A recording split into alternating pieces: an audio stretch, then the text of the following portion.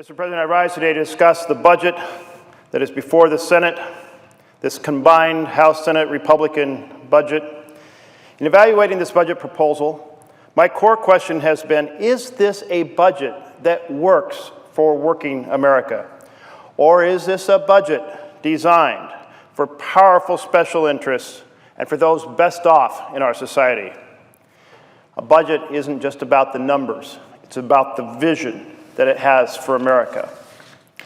Over 70 years ago, President Franklin Roosevelt, in his 1944 State of the Union, laid out a vision, an economic bill of rights, proclaiming, and I quote, "In our day, these economic truths have become accepted as self-evident. The right to a useful and remunerative job, the right to earn enough and to provide adequate food, the right of every family to a decent home, the right to adequate medical care, the right to adequate protection from the economic fears of old age, sickness, accident, and unemployment, and the right to a good education." And he closed with these words, "All of these rights spell security." Enacting a budget that advances these economic rights for all Americans is my top priority. That means a budget must create good-paying jobs, improve access to quality, affordable education, ensure retirement security for our seniors, and lower the tax burden on working families. The American people share these priorities. They want a plan, a budget, a vision for our nation that builds a foundation for middle-class families to thrive. 2 months ago, I stood on the Senate floor to review the budget proposed as the Senate Republican budget. And in category after category, that budget earned a failing grade. Unfortunately, I'm here today to say that the plan that has come out of the conference committee from the House Republicans and the Senate Republicans is even worse. It constitutes an egregious assault on working Americans. It slashes investments in infrastructure and in education, failing to close tax loopholes, attacking financial reform. It's fundamentally misaligned with the values of working Americans. It's poised to move our nation in exactly the wrong direction. More tax breaks and corporate welfare for millionaires and billionaires, and large corporations, for the large corporations who are already doing phenomenally well, and more pain and more suffering for the middle class. More pain and suffering for working families and for the most vulnerable. With this budget, the GOP is continuing to play games with Americans' health care coverage, claiming we can grow our economy by cutting health care for seniors and children and the poorest in our society. The Senate GOP budget wiped out coverage under the Affordable Care Act, and this budget continues to wreak havoc. It will immediately eliminate health insurance coverage for 16.4 million Americans and swell the ranks of the uninsured by 23 million individuals within a single year. It will deny millions of young adults the right to stay on their parents' health insurance plan until the age of 26. It will deprive 130 million Americans with pre-existing conditions the right to purchase affordable health insurance if they lose their jobs or otherwise lose their health insurance. These numbers are appalling. It puts our seniors back at risk of bankruptcy from unaffordable prescriptions because it wipes out the ACA's effort to fill in the Medicare Part D donut hole. In 2014 alone, seniors saved $4.8 billion on prescription drugs, and 39 million seniors will be forced to pay more for many services under this budget. The GOP budget takes seniors back to the bad old days where the donut hole would force more than 9.4 million seniors and persons with disabilities to pay billions more out of pocket for prescription drugs. At a time when senior poverty is on the rise, Shouldn't we be focused on helping our seniors retire with security and with dignity? Instead, the new plan cuts Medicare deeply, $430 billion over 10 years. It cuts Medicaid by at least $400 billion, jeopardizing nursing home care for the most vulnerable senior Americans. It calls for ending Medicare as we know it by turning it into a voucher plan. And finally, it paves the way for a fast-track consideration of a way to repeal the Affordable Care Act through reconciliation. When you total up these factors, look at the assault on seniors. More for prescription drugs, less for nursing home care in Medicaid. Medicare, $430 billion cut. Medicare, voucherized.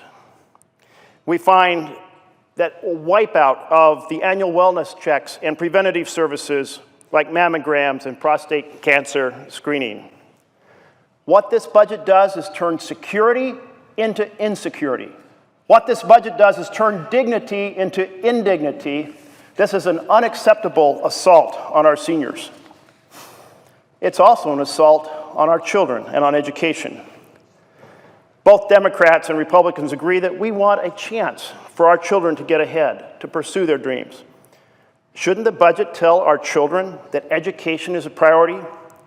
The Republican plan makes new cuts to Head Start that would kick 400,000 children off the program over a 10-year period. 400,000 empty Head Start chairs across America. This picture is from an event that I held at Oregon's Whitaker School. And the cuts to the Senate Republican plan to Head Start would mean 15 empty chairs just at this one location. But now we're talking about a budget that wipes out an opportunity for 400,000 children from struggling families to get a Head Start through Head Start. The conference report doesn't just hit early childhood education. It also fails our children in regards to opening the doors of opportunity for higher education. College costs are soaring, so it makes sense to strengthen Pell Grant funding. But this Republican budget slashes Pell Grant funding by about a third. Picture 1 out of every 3 of our children who use a Pell Grant to get through the doors of college, the doors of opportunity, unfortunately having that opportunity taken away. This budget cuts the program by $90 billion over 10 years. Makes college out of reach for so many when we should be going the other direction. And that's not all. It also increases student loan debt by an average of $4,000 for an estimated 30 million students, making our children of struggling families pay more for basic need-based student loans. Mr. President, I believe in opportunity. I believe in the American dream. I believe that higher education is one of the best pathways to the middle class. We must not adopt a budget designed to slam the doors of opportunity shut on millions of our children. And there's more to be concerned about. One of the keys to prosperity is infrastructure. My colleague from Minnesota was just illuminating many of the problems in that area. Why shouldn't a budget prioritize improving our nation's crumbling roads, bridges, dams, water systems, airports, and rail systems? We have a huge infrastructure deficit. Our highway trust fund is running out of money. Right now, Europe is investing 5% of its GDP in infrastructure, and the United States less than 2%. We're vastly underinvesting, and this budget continues and aggravates that underinvestment, hurting the creation of good-paying jobs now and doing enormous damage to the economy of the future. Our parents did far better for us, funding a massive infusion of funds for infrastructure that strengthen the system and strengthen our economy of today. Shouldn't we do the same for the next generation? And then we can turn to food security. 40 million hungry Americans throughout the country, So in the wealthiest nation on earth, shouldn't our budget make sure families can put food on the table? This Republican budget says no. Supports taking massive cuts to programs that provide critical assistance to low-income families. This plan eliminates nutrition assistance for 1.2 million women, infants, and children who rely on the WIC program through $10 billion in cuts to programs over the next decade. This budget would cut $660 billion over 10 years to programs to support low-income individuals and families, including massive unspecified cuts to food stamps. With this budget, my Republican colleagues are telling the parents of children in financially challenged families, let them go hungry. And that's just wrong. Since this budget cuts food and Pell Grants and infrastructure and health care, since it does so much damage to working families, shouldn't it ask for some small sacrifice from those best off? Apparently not. This Republican budget takes from the most vulnerable and gives it to the wealthiest families in America.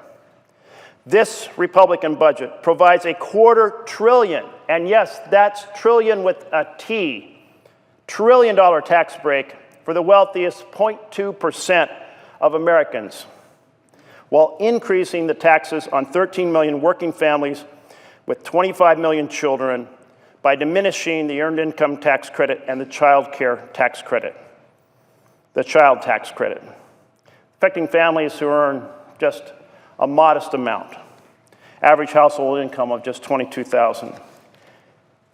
I cannot conceive of any economic or moral argument that justifies taking money out of the pockets of struggling families, from Pell Grants to Head Start to food on the table, and giving it away to the already wealthiest Americans. Perhaps one of my colleagues who is voting for this budget would like to explain why taking from the poor to give more to the single wealthiest families in America is justified, because it is not justified. Despite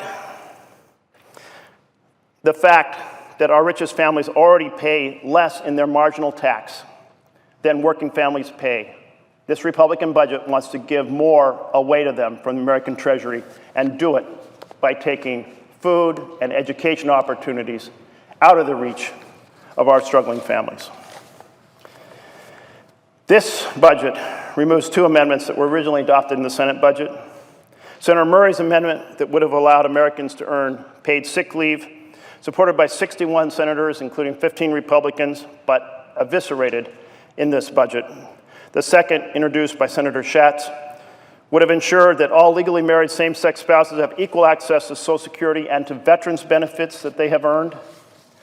Broadly supported, but wiped out in this joint House-Senate Republican budget. So this budget takes away from hard-working, middle-class Americans, from struggling Americans who are often working 2 to 3 minimum wage jobs, and gives away to the wealthy and well-connected, not asking them for one slim dime, not one egregious tax loophole closed, and gives them preferred tax cuts, returning millions of dollars to the wealthiest families. So is this a budget that works for working Americans? Or is it a budget for the best off? I think it's clear from the topics I've covered, this is a budget for the best off at the expense of everyone else in America in every possible way that provides a foundation. If we return to the vision laid out by Franklin Roosevelt in 1944 of the self-evident economic truths of a right to a good job, to earn enough for adequate food, to a decent home, to adequate medical care, and protection from the economic fears of old age, sickness, accident, and unemployment, this budget fails every test and should be defeated. Thank you, Mr. President.